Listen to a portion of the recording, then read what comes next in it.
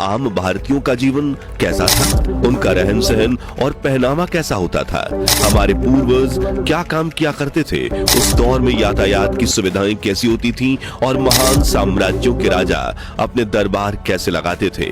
अगर हां तो आज का वीडियो खास आपके लिए है, क्योंकि आज हम आपको इतिहास में 150 से 200 साल पीछे ले जाएंगे और दिखाएंगे उस दौर की कुछ ऐसी दुर्लभ तस्वीरें और वीडियोज जो आपको एक अनोखा अनुभव महसूस कराएंगी। सन 1800 अखंड भारत के इतिहास का ऐसा दौर जब लोगों की आमदनी कम लेकिन खुशियां ज्यादा थीं, धर्म के नाम पर लड़ाइयां कम, एकता ज्यादा थी, साधन और सुविधाएं कम, चेहरे पर मुस्कान ज्यादा थी और दिलों में हैवानियत का कोई नामो निशान नहीं था, बल्कि इंसानियत ज्यादा थी। इतिहास के इस दौर में कई सल्तनतें बनी और बिखरी।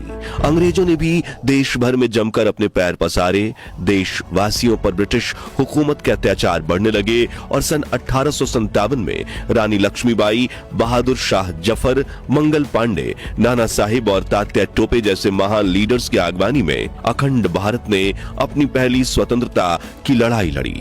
लेकिन जहां एक तरफ सत्ता का संघर्ष चल रहा था, वहीं दूसरी तरफ भारत का बड़ा हिस्सा भी साधारण जीवन जी रहा था। अंग्रेजों ने देश के इन गरीबों और किसानों का शोषण करके उनसे सब कुछ छीन लिया, मगर उनकी हिम्मत नहीं छीन पाए। लेकिन क्या आपने कभी सोचा है कि उस दौर में आम भारतीयों का जीवन कैसा था, उनका रहन सहन और पहनावा कैसा होता था, हमारे पूर्वज क्या काम किया करते थे, उस दौर में यातायात की सुविधाएं कैसी होती थीं और महान साम्राज्यों के राजा अपने दरबार कैसे लगाते थे। अगर हां तो आज का वीडियो खास आपके लिए है, क्योंकि आज हम आपको इतिहास में 150 से 200 साल पीछे ले जाएंगे और दिखाएंगे उस दौर की कुछ ऐसी दुर्लभ तस्वीरें और वीडियोज जो आपको एक अनोखा अनुभव महसूस कराएंगी। लेकिन उसके पहले हर भारतीय इस वीडियो को लाइक करके कमेंट बॉक्स में जय हिंद जरूर लिख दीजिए। व्यवहार, काम धंधा और रहन सहन। आजादी के बाद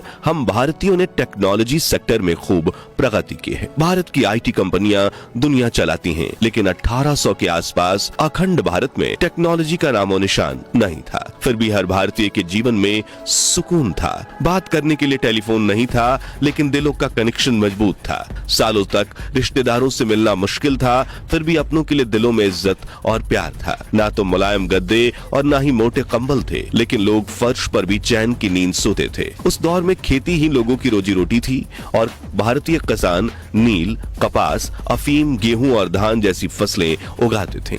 लेकिन अंग्रेज इन फसलों को सस्ते में खरीदकर विदेशी बाजार में महंगे दामों पर बेचते थे। खेती के साथ लोग पशुपालन भी करते थे और जो खेती नहीं कर पाते थे वे अंग्रेजों की फैक्ट्रियों में काम करते थे। जैसे कि ये दुर्लभ तस्वीरें उन श्रमिकों की है जो ब्रिटिश हुकूमत के इंडिगो यानी नील की खेत और फैक्ट्री में काम करते थे। इस नील का इस्तेमाल कलर डाई बनाने के लिए होता था और गोरों ने इसकी फैक्ट्री की शुरुआत सन 1877 में इलाहाबाद में की थी। यहाँ सबसे पहले लग्गी नाम के इस पहिए वाले साधन की मदद से खेती के लिए जमीन की नाप ली जाती है, फिर जमीन खोदा जा रहा है और पौधे लगाए जा रहे हैं, जिसके बाद श्रमिक इन पौधों को काटकर फैक्ट्री में ले जाते हैं और खुद पानी में उतरकर अपने हाथों से फसल की कुटाई करते हैं, जिसके बाद इन्हें चक्की में पीसकर प्रेस करके बड़ी ईंट का आकार देकर सुखाया जा रहा है और आखिर में इस छोटे छोटे टुकड़े में काटकर यूरोपियन देशों में भेजने के लिए तैयार किया जा रहा है। कहा जाता है कि इतनी मेहनत करने के बावजूद ब्रिटिश हुकूमत इन मजदूरों का शोषण करती थी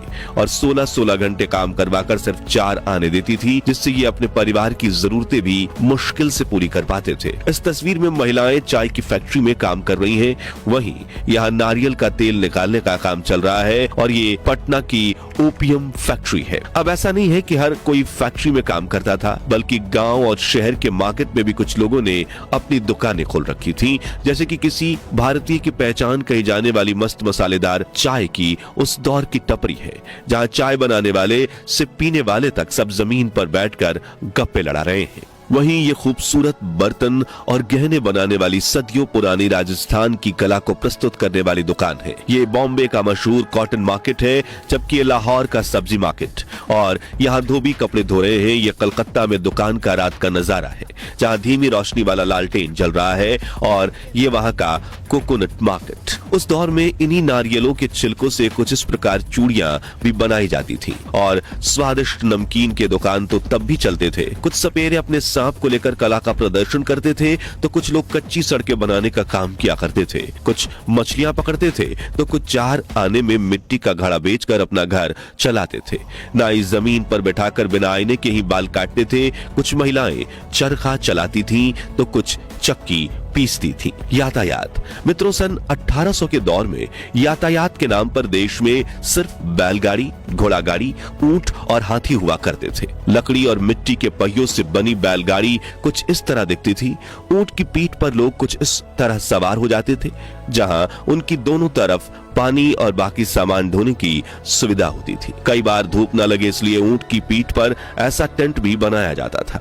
और शाही घराने के लोग इस तरह पालकी में सफर किया करते थे, जिसमें 4 से 6 लोग अपने कंधे पर ढोते हुए कई किलोमीटर तक पैदल चलते थे। उस वक्त ऐसे हाथ गाड़ी भी होते थे, जिसे चलाने वाले श्रमिक लोगों को बैठाकर पूरी ताकत से इस गाड़ी को खींचते हुए चलते थे। तपती धूप में बिना चप्पल के, शरीर पर आधे कपड़े ढककर ये सुबह से रात तक इस तरह हाथ गाड़ी खींचता करते थे। वही रॉयल फैमिली के नवाब अपने सफर के लिए हाथी का इस्तेमाल करते थे। और आज आम इंसान अपनी 11 नंबर की गाड़ी पकड़कर यानी पैदल चलते हुए भी खुशी से कच्चे रास्ते, कांटेदार जंगल और खड़ी चट्टानों को पार कर लिया करते थे।